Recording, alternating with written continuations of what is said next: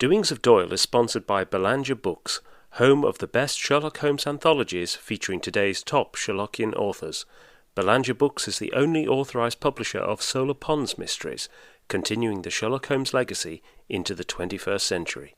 Visit them today at belangerbooks.com.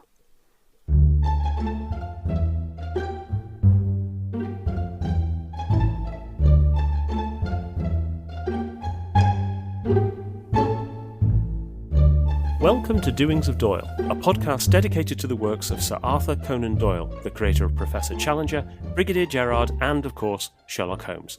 I'm Mark Jones. And I'm Paul Chapman, and together we'll be exploring Doyle's eclectic bibliography to understand more about the great man's life and work.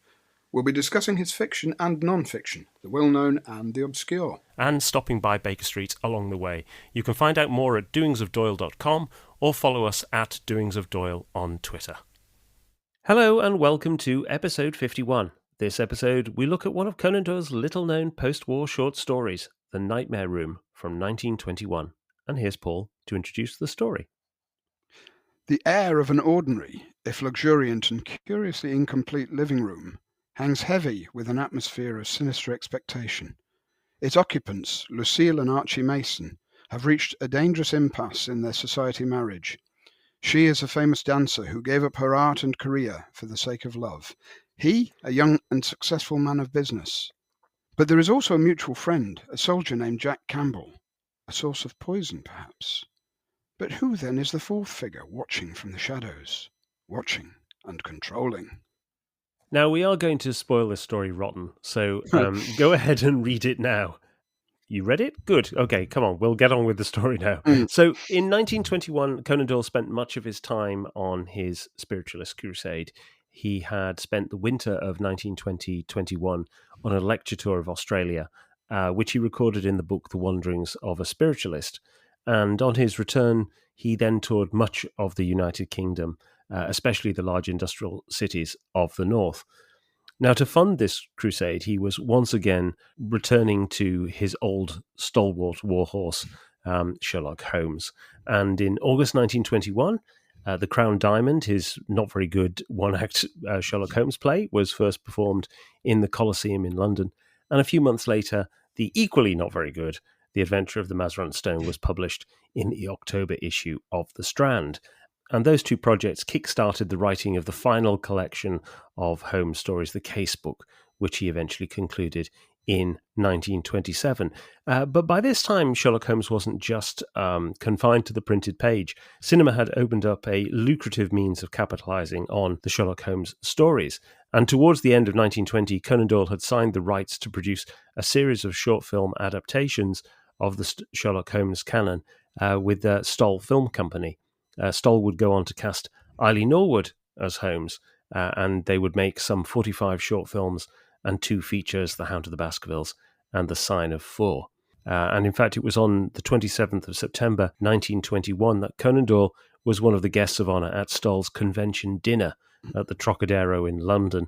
This was one of their semi-annual dinners to bring together their partners and distributors, and he gave a short talk there. And it's tempting to think that perhaps the involvement with Stoll was one of the inspirations for writing The Nightmare Room. Now, the story was first published in The Strand in December 1921, and it was then a full 8 months before it made its first US appearance in the August 1922 issue of Hearst International magazine. That first US appearance is notable because it has very beautiful illustrations by W.T. Bender, Vladislav Theodor Bender, a Polish illustrator and designer who had moved to New York in 1902 before joining the American Society of Illustrators in 1907 and eventually becoming a naturalized American in 1911. And there's some excellent illustrations. We'll put some of those in the show notes. The story was then collected as part of Tales of Terror and Mystery, the John Murray anthology editions in 1922, and it also appeared in the Crowborough edition, which came out in 1930, the year of Conan Doyle's death. Yeah, I mean, those pictures you've mentioned from Hearst are absolutely wonderful and very vivid and they have that 1920s extension, if you like, of Art Nouveau, and Yes. the kind of the 1890s feel brought up to date, Mm. and so you've got this story with Conan Doyle, a writer very associated with the late Victorian and Edwardian periods, Yes. and suddenly you've got one of his stories, which, as we'll discuss, is Doyle himself pushing towards a degree of modernism, Yeah. Yeah. but given very modern illustrations. And you're also getting this at the time you look at the Sherlock Holmes stories that would appear in the casebook, and with very modern illustrations by Howard Elcock, Yes. where Yes. everything is being brought up to date. And it feels like Holmes and Doyle being given this modern makeover, Mm. and it's a shame in a way. I think that these illustrations are sort of overlooked. Everything gets overshadowed still by Sidney Paget and Frederick Dorr Steele. Mm.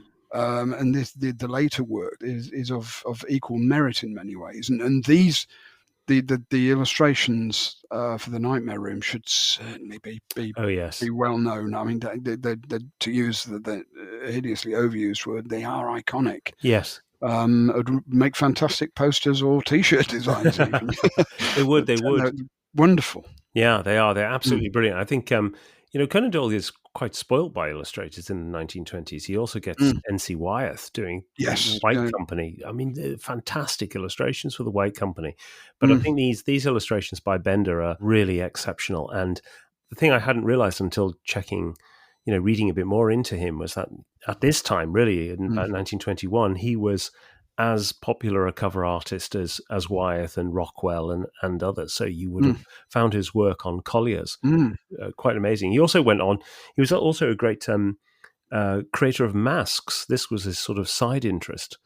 He created this the mask of Genghis Khan for the mask of Fu Manchu when that came out with Boris Karloff. But yeah, wonderful illustrator, and great to see some of Conan Doyle's work illustrated in such a modern style. Completely. And just as the illustrations feel very modern, this story feels very modern. It really feels very situated in 1921. You can feel the kind of post-war themes that run all the way through this short story. One of them, I think, is a kind of imperial angst about where Britain is situated in the world after the First World War. So we know that in the lead up to 1914, Conan Doyle was very much preoccupied with themes of imperial decline or stagnation. We covered things like external threats to empire when we looked at Danger, the submarine story, back in episode 4. But also, he was concerned about sort of internal threats to empire from things like defeatism, which we covered in The Pot of Caviar recently as well.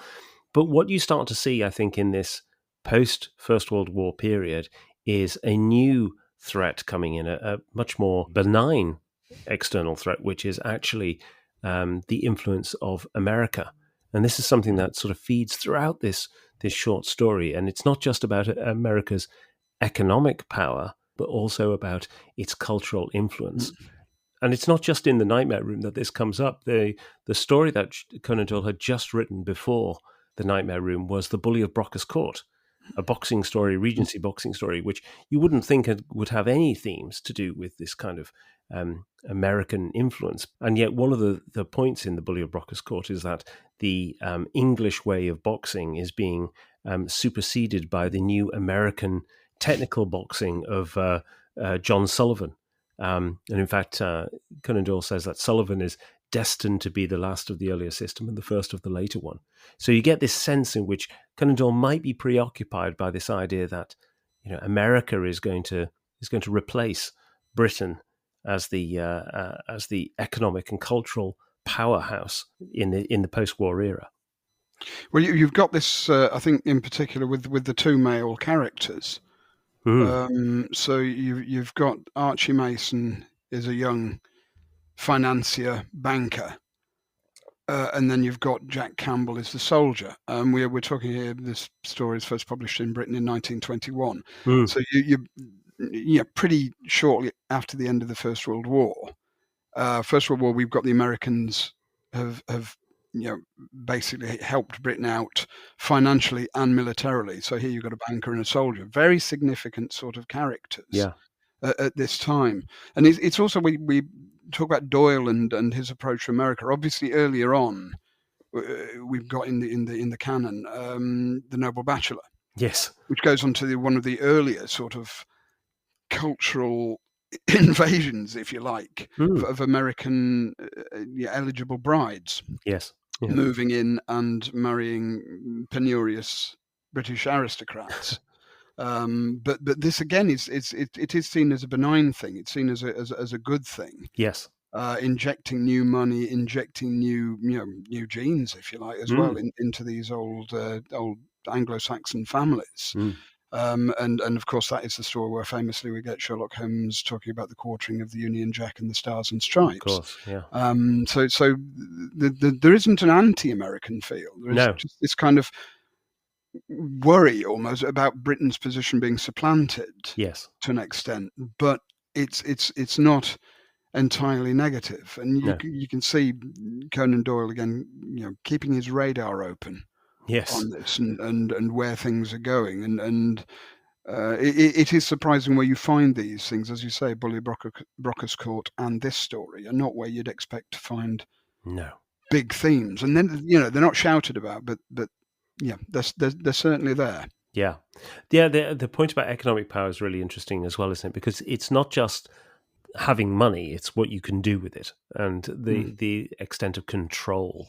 At one point, it said that Archie Mason's boudoir, this unusual room in which the action is taking place, is described as this inner jewel case for his precious possession, the possession being Lucille, of course. And then similarly, Lucille is described as having sacrificed her European fame for this American influence.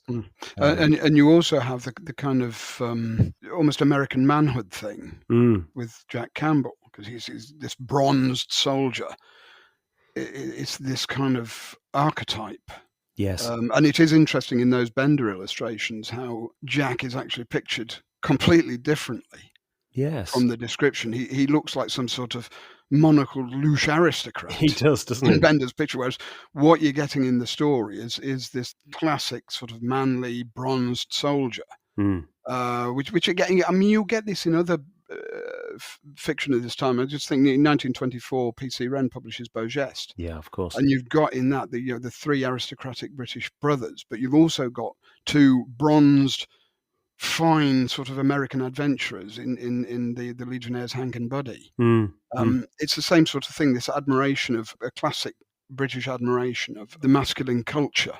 Yes, within America, which of course with Doyle as well ties into the admiration of American sport as well. Yeah, that's right. I think there's an element to which there's also an admiration of American intelligence as well. He talks in Brocker's Court about Sullivan being a tactician, and here you have Archie Mason having had the technical skills to have succeeded, and the contrast to that is the kind of slightly more bluff English boxer type in Brocker's Court. Actually, is this kind of soul to versus soulless almost, which puts me in mind of that line in the canon about purchasing brains being the American way of business. And it's interesting as well and significant that Archie is specifically described as a young man.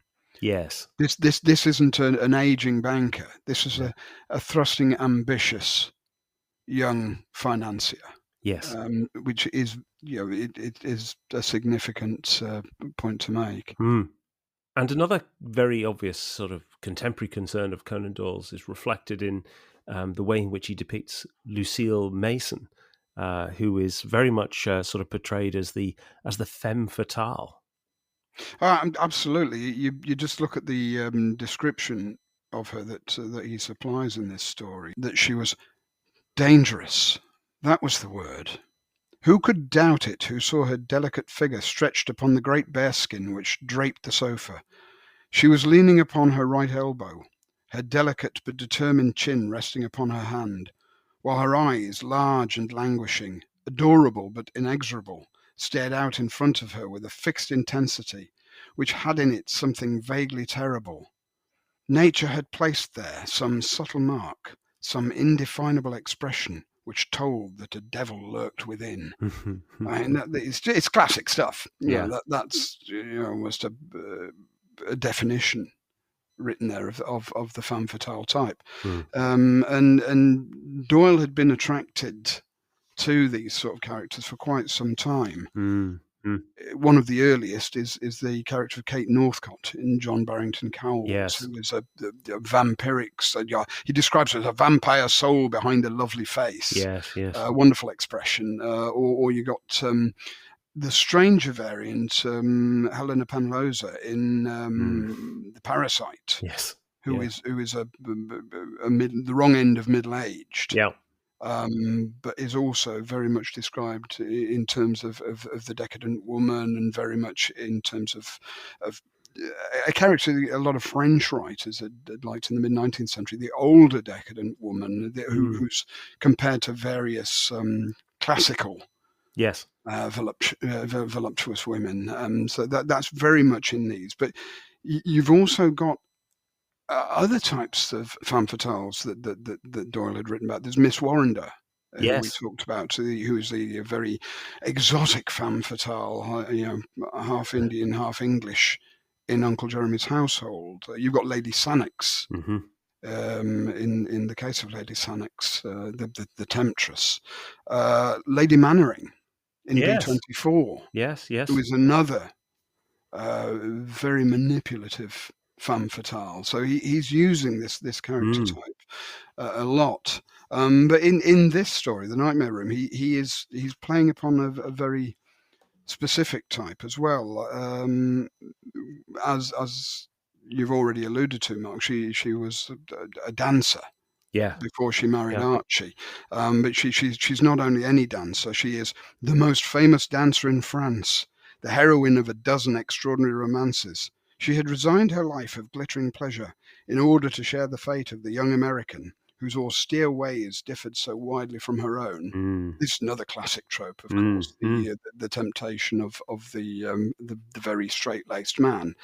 But the fact he's made her a dancer is I feel, very significant in this. And he also describes her as having a child's face, a lovely face. So you've got this kind of child woman temptress, who's very much related to one of the characters of this sort of era, which is Salome.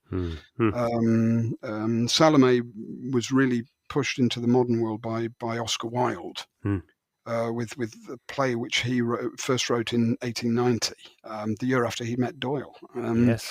But he first wrote it in French. It was first published in French in 1893, in English in 1894. Refused a performance license on the British stage by the Lord Chamberlain, and finally performed on stage in Paris in 1896, by which time Wilde was in prison. But you've got the play itself as written by Wilde, but you've also got the Aubrey Beardsley illustrations so from the 1894 edition, which really helped to create this atmosphere.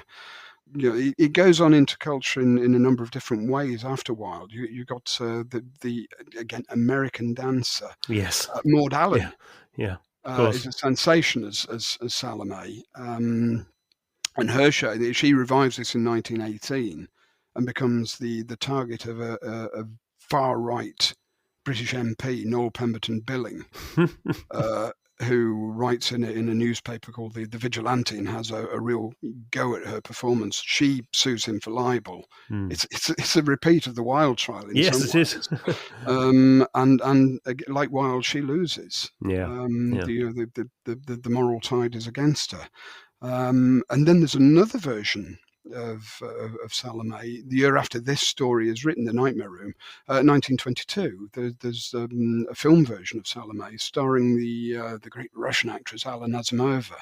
And all the set designs and costumes are all based upon the Aubrey Beardsley illustrations. So this is all in the air. Very much. At the time that Doyle is writing this, and he would have been fully aware Oh, yes. Obviously he'd followed Wilde's career. He'd known Wilde, so he was aware of this air around this character. And although he never wrote about it, I'm sure because it was such a sensation, the Billing trial in 1918. Mm. He'll have been aware of that, and the controversy surrounding Maud Allan. And I wonder if, because Maud Allan was an American dancer, Yes. if Lucille might be partly based upon her. Yeah. Yeah. With the Americans being in Paris in the 1920s, as you were saying. Oh, Yeah. very much so. I mean, the 1920s in Paris was an American decade. I mean, you got Mm. your Ernest Hemingway, Scott Fitzgerald, Gertrude Stein, Harry Crosby. Yes. They're all out there soaking up French culture, but also putting the American into Parisian culture Yeah. as well. So Yeah. it's a two-way street Yeah. with that. So Doyle is obviously picking up on a lot of this, Yeah. and channeling it into this story. Yes, and he's also picking up on, ancient themes here as well, isn't he? I mean, you can date the femme fatale back to Clytemnestra, Mm, the wife of Agamemnon, and mm, luring him to his death, and Cassandra, mm. Cassandra too. Although that's Aeschylus, that's not Homer. Homer has a slightly different view, and all that plays into ideas of fall of man, original sin, etc. So this is where these deep roots are coming on. I think you also see some of this same sort of treatment of the femme fatale appearing in, or about to appear in, his Sherlock Holmes stories as well. Oh, yes. Thinking very much Mm, about sort of Isadora Klein in the mm, Three mm, Gables, who classically is this character who has this sexual power over men, and I think it's that aspect of the sort of sexual power that is the thing that's slightly different in the treatment here. It's under the radar in previous stories, mm. in the pre-war work, and now, of course, times have changed, times have moved on. This is much more. You can be much more explicit about it. It's one of the features of the casebook of Sherlock Holmes, isn't it? That actually it's dealing with material that it's always been dealt with in the canon, adultery, etc. But actually, you start to get characters like Baron Gruner appearing, Oh, who yes, is it's the male equivalent. exactly, Mm, yeah. mm, And on the topic of Gruner, I mean, the interesting thing about the way Lucille is described here is that there's almost this kind of supernatural power to her. Archie Mason talks about the absolute witchery of this woman. mm, It was not only her wonderful physical beauty, she had a unique power of seeming to take an interest in a man, in writhing into his inmost mm, conscience, in penetrating those parts of his nature which were too sacred for the world, mm. and in seeming to stimulate him towards ambition and even towards virtue. My goodness, Freud would have a field day with that sentence. But again, like Miss Penalosa, the mesmeric powers, there's always been that kind of sexual undertone to this, but here it's much more explicit, much more upfront about it. Yeah, and as you've said with Baron Gruner, you've got that in the male equivalent, and if you look back to an earlier version of him, which was Octavius Gaster in The Mm, Winning Shot, mm, it is this difference in the characters that he is able to be a bit more daring, yes, in his use of these characters. I mean, he's pretty daring, I think, with in The Parasite. yeah, he is. This was 1894. I think he pushes that as far as he dare. Yeah, he does. Even in this, it's still a lot of it's hint. It's Yes, you are there to fill in the gaps. yeah.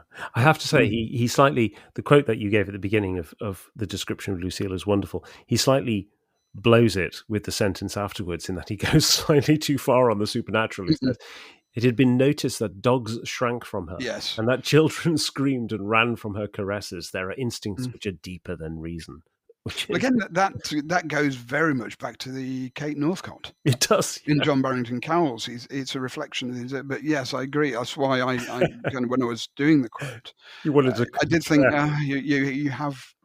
you've over-egged the pudding here, rather, and it's well, yes, and I think and just I mean, we'll come into this later, but you're pushing it into the realms of melodrama. yes, and I think Mm, that's one of the things that is a bit of a theme in this story, is that it oversteps the mark and doesn't mm, quite land it as a result. But mm, yeah, but for all Lucille is a femme fatale, there is a real weakness in this story, in that she actually has no agency. She is there very much as the temptress, but she doesn't do anything that actually really moves the story forward. The action suddenly becomes about Archie and Jack, and in many ways, she's just a cipher. It's the complete opposite of Salome, really, in that Salome is the opposite. She's got full agency, but in this, she very much is just appears. She's part of the setup. She's part of the scenery, which is sort of diametrically opposed to the treatment that you get in The Parasite, for example.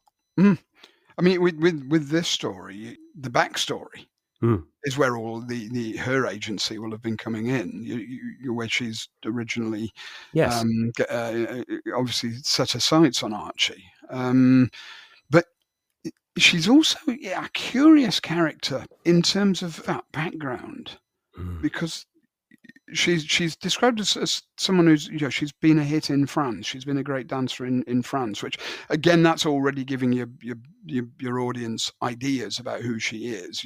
Conjuring up images of the Moulin Rouge and the Folies Bergère and so on. And a bit of naughty French dancing going on here, which is very, very deliberate. She could be, or she could be a great ballerina. We don't know, but he knows where the reader's imagination will probably go. Of course. But the other side is she French? Or is she French, or is she an American who's made her name in France? I've already mentioned Maud Allan and her European success. Yeah, of course. And there was another famous dancer in Paris in the 1890s, an American dancer, Loie Fuller, who did her famous butterfly dance, which Toulouse-Lautrec captured brilliantly. So there's that sort of background, and you get the hints in some of the wording where you've got Doyle talking about Archie and saying he knew her as a spoilt child from birth, untamed, unchecked, sweeping everything easily before her, from her cleverness, her beauty, and her charm, which suggests he's known her for a long time. Yes, yeah. Which could suggest that she is American and known Archie, or known Archie's family. And then there's another ambiguous phrase, he was of the north and she of the south. Yes. Drawn strongly together for a time by the law of opposites, but impossible for permanent union. Now, is this kind of the global south, or is this the American south? Now, that's really interesting, because when I read that sentence, I was very confused by it. I couldn't work out what he was meaning by north and south, but actually north and south states. Yes, which is, again, you think of that classic sort of gone with the wind, southern states with the heat and the passions. Yes, going on there. Whereas Archie is very much of the kind of the northeast, very much kind of New York, or that sort of the business world in America, and she's more the untamed South. Yes. So you've got this ambiguity going on here, which is really interesting, and it's never settled. No, it's not settled. No, that's right. It's another woman with a fiery tropical nature, isn't it? Then. Oh yes, yeah. We look at the canon at this time, and you've got Neil Gibson's wife. Yes, of course. Of that type. And interestingly, there you've got the femme fatale challenged by Grace Dunbar, the prim English miss. Prim, that's right. Yes, she's an influence, but she's an influence for the positive as opposed to the negative. That's right. Yeah. So we talked about Archie and Jack and Lucille, but in many ways they're kind of incidental to the story here, because the story that Conan Doyle is putting across is really a concept piece. This is what we're actually seeing enacted here in front of us is a movie scene, and we get introduced to the director as this mysterious fourth observer in the corner of the room, and unfortunately for us, it is not a good film. In fact, that's the end of the story, is that the director condemns what they've just seen as being rotten, and this is part of the problem, I think, of the Nightmare Room, in that actually what we're seeing is a heightened reality, and is not really something that makes for good drama or for good storytelling. It's trying to pull the trick off, and as you say, it doesn't quite work because it just doesn't involve you enough. No. if you were involved more throughout the story, the ending would work better. But because the characters themselves throughout the story have just essentially been ciphers. Yes. There's a disappointment at the end rather than being pulled out of you. So it's just you feel let down rather than taken out. I think this is Doyle in some ways going back, trying to imitate one of his own masters, Guy de Maupassant, who was the master of the kind of the twist ending or the trick ending in a very short story. And he usually managed to pull it off, but unfortunately it doesn't work in Doyle's case here. And it's a curious one as well once you know the twist, because then this is Doyle trying to write a modern story, but it's also trying it with a very, very old-fashioned format, which is melodrama. Yeah. And it just doesn't mix. No, it doesn't really. And I think he does some very clever things to set up the twist, really. There are three main ways, I think, in which he does it. The first is that this whole boudoir, this nightmare room, is very much described as a set. You can sort of sense it's a kind of almost two-dimensional thing. The room was singular. At first it seemed familiar, and yet a longer acquaintance made one realize its sinister peculiarities. It was silent, very silent. No footfall could be heard upon those rich carpets and heavy rugs. A struggle, even the fall of a body, would make no sound. It was strangely colourless also, in a light which always seemed subdued. So here we're already talking about a silent black and white film treatment. And then when you get the characters coming in, there's a lot of stuff which is they share looks or expressions, and there's no dialogue. So when Archie enters the room, he stood at the door with his arms folded, looking intently at his wife, with a face which might have been a handsome sun-tinted mask, save for those vivid eyes. She still leaned upon her elbow, but her eyes were fixed on his. There was something terrible in the silent exchange.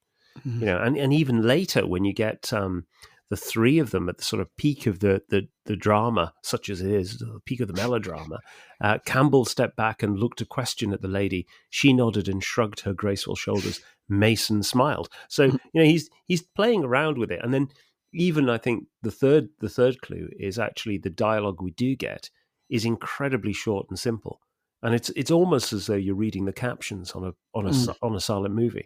Lucille, are you poisoning me? You are mad, Archie, mad.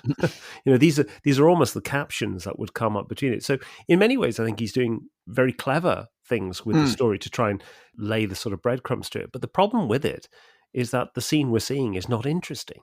And it just, the dialogue, because we know Doyle is capable of very good dialogue. Yeah. That dialogue just makes it seem like, oh, he's gone off the boil. Absolutely. This is really bad writing. And I mean, where you were mentioning earlier about the effect of the description of Lucille being spoiled by the fact that children and animals run away from her.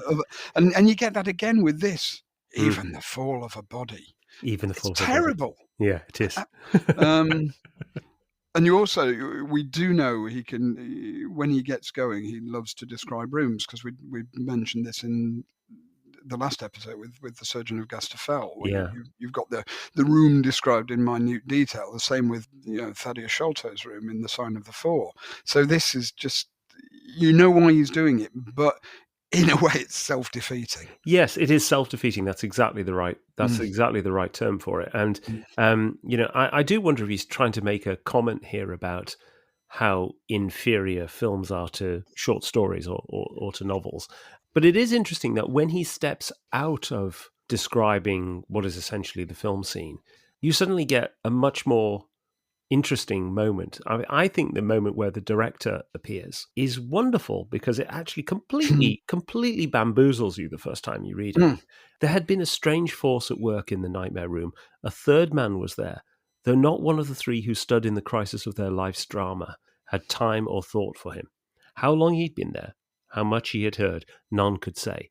In the corner farthest from the little group, he lay crouched against the wall, a sinister, snake-like figure, silent and scarcely moving, save for a nervous twitching of his clenched right hand.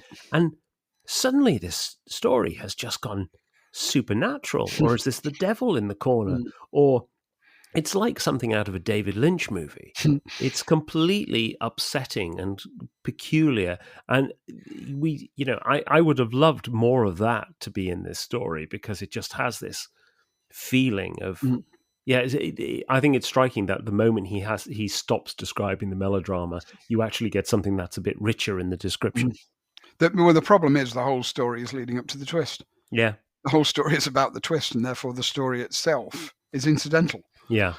Which is a problem. And it is this whole thing. I know that you, Mark, have picked up on a comment that Doyle made to Mrs. Humphrey Ward. Oh, yes. About the difference between literature and film, and saying, where he says, unhappily, the higher literature of thought and pathos is handicapped as compared to mere plot and action. Yeah. And that's what this story is, mere plot and action. And not even much of the latter. Yeah. Yeah. But once you've read it's a trick you can pull off once. Yeah, it is. It is. And of course, once he's pulled off the trick, he has to end the story very, very quickly as well.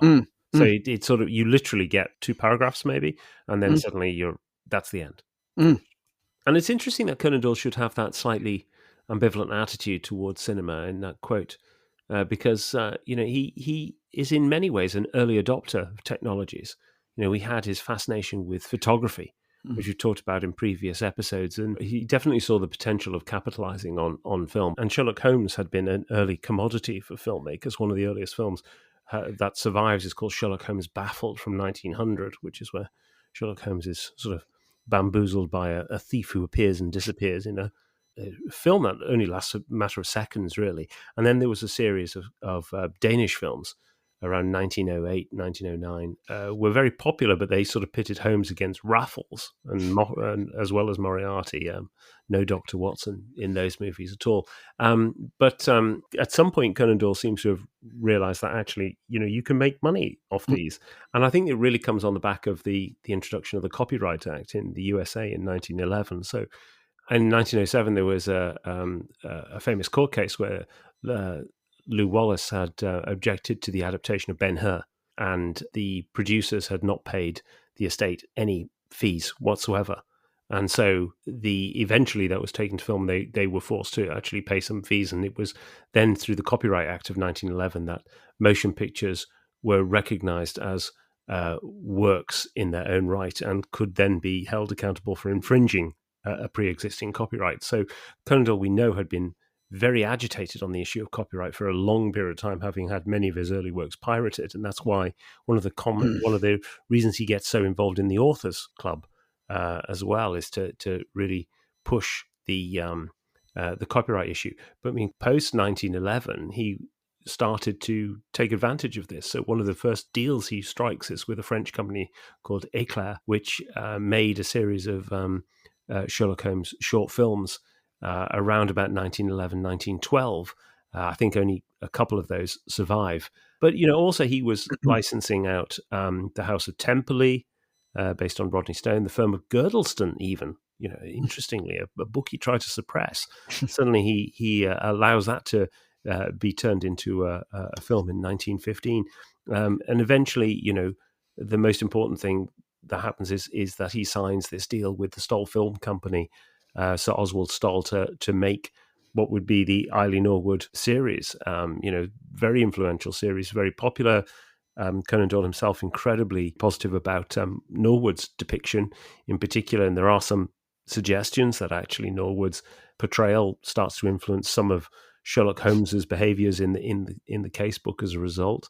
And they were themselves quite influential films. The Hound of Baskervilles, 1921, is said to have influenced the young David Lean. So, Conan Doyle really did start to grasp hold of the intellectual property that he had and try to utilize it. I mean, he didn't go entirely smoothly. One of the things that happened was that he got into trouble with a company that had inherited the rights to the Gillette play.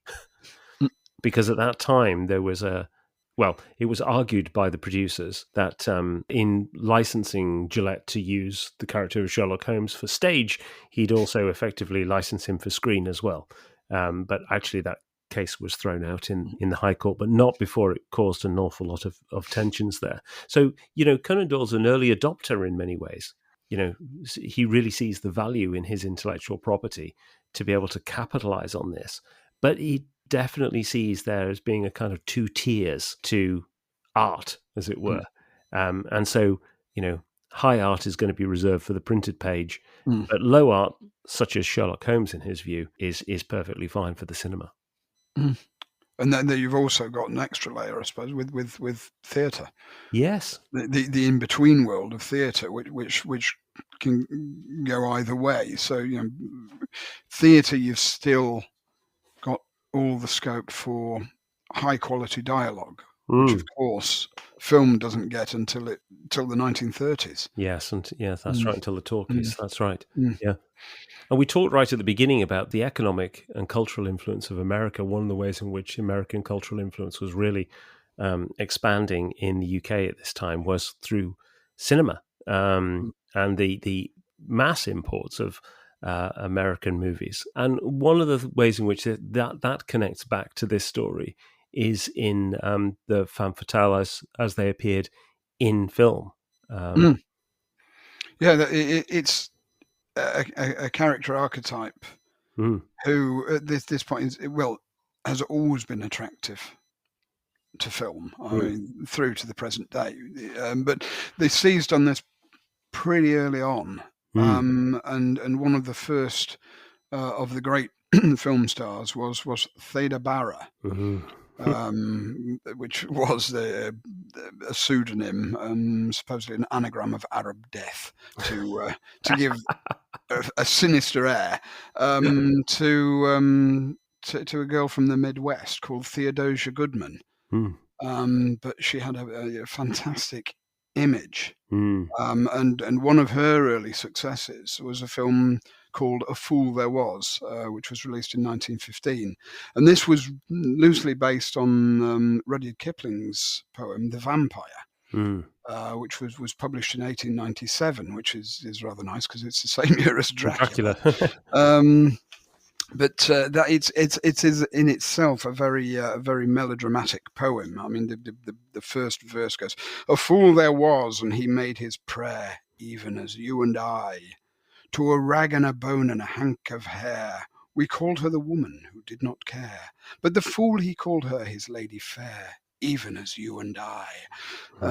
So you can see where that's going, and the poem itself was based on a painting by Philip Burne-Jones, son of Sir Edward Burne-Jones, and Philip was a cousin of Rudyard Kipling.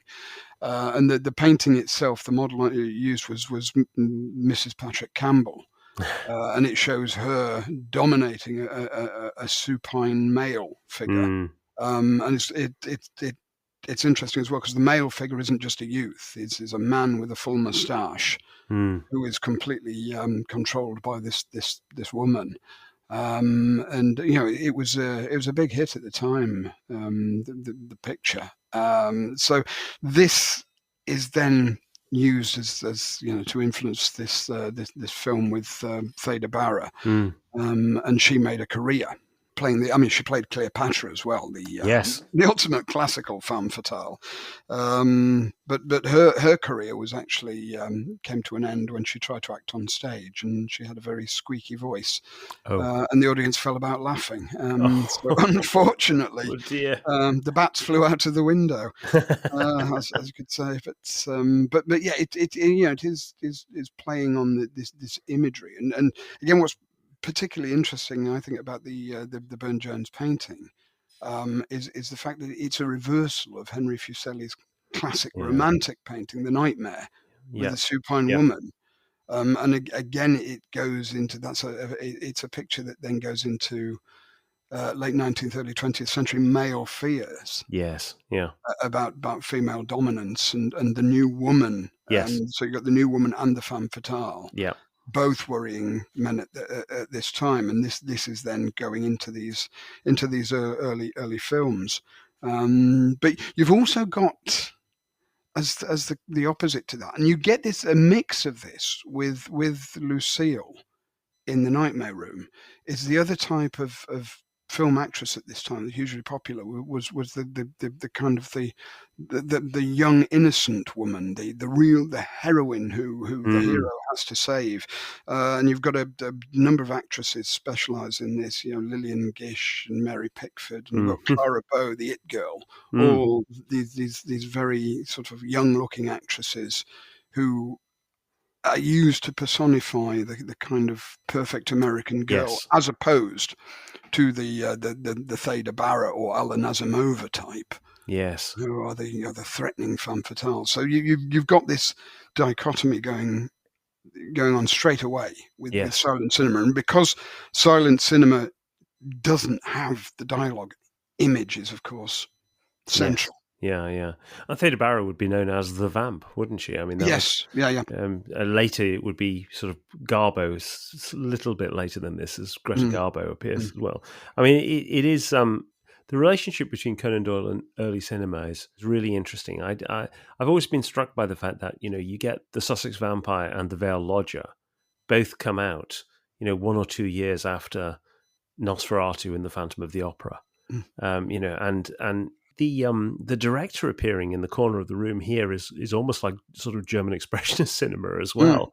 You do wonder how much he was engaged in watching films, and we know he certainly we know he did. I mean, his diary records he watches certain films occasionally. He notes them down in his diary in the 1920s, but also he had himself appeared on film as well. I was looking into this for the podcast just to work out, well, had he actually been on a film set at this point? And he had.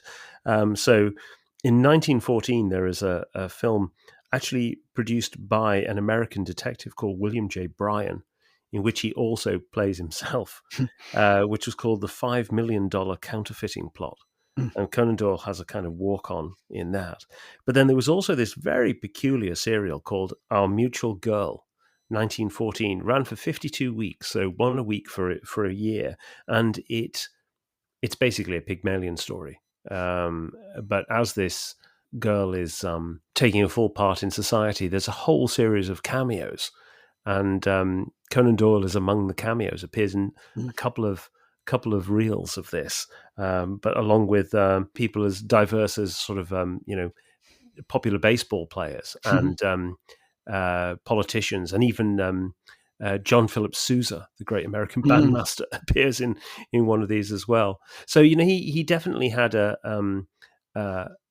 knowledge of cinema. I mean, in 1923, he would go to Hollywood and he would visit Douglas Fairbanks and Mary Pickford, who you mentioned.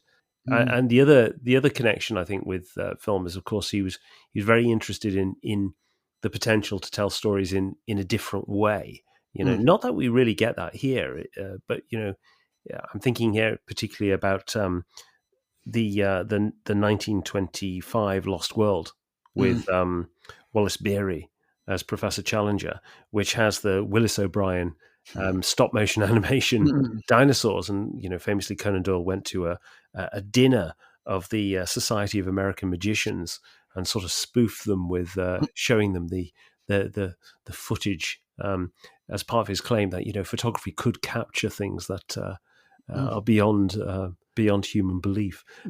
So he's clearly interested in this stuff as well, and it's all there in the ether in the writing of The Nightmare Room. And it fits in well as well, where you mentioned the meeting of the American Society of Magicians. Is Conan Doyle's friend Harry Houdini was also quick to seize onto to film and its potential, and actually made melodramas with himself as the hero, which would show off his tricks. And he like Doyle was very sassy with this, and quick to recognise that this is a coming technology and it ain't going to go away. And in a way, reading this story, I find it surprising that nobody, including Doyle, made it into a film.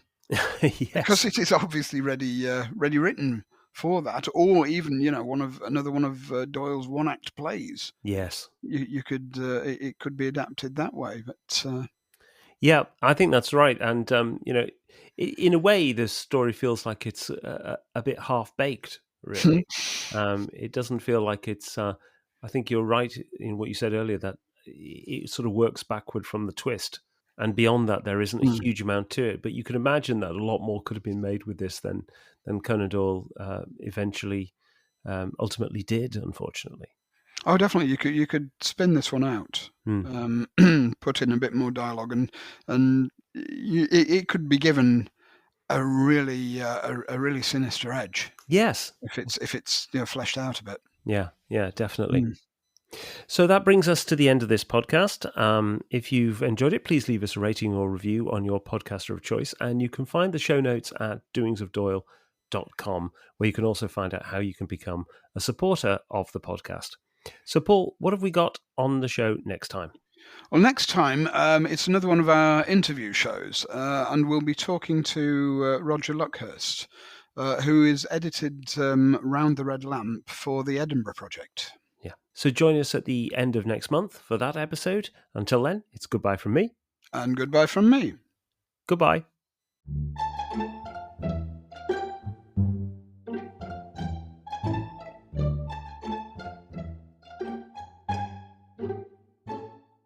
It did put me in mind of that quote about the American business purchasing brain power, which is in Empty House. Is it Empty House or is it Valley of Fear? I can't remember. Is it the Valley of Fear? I think it might be. I think it's the Valley of Fear. I'm not going to say that now.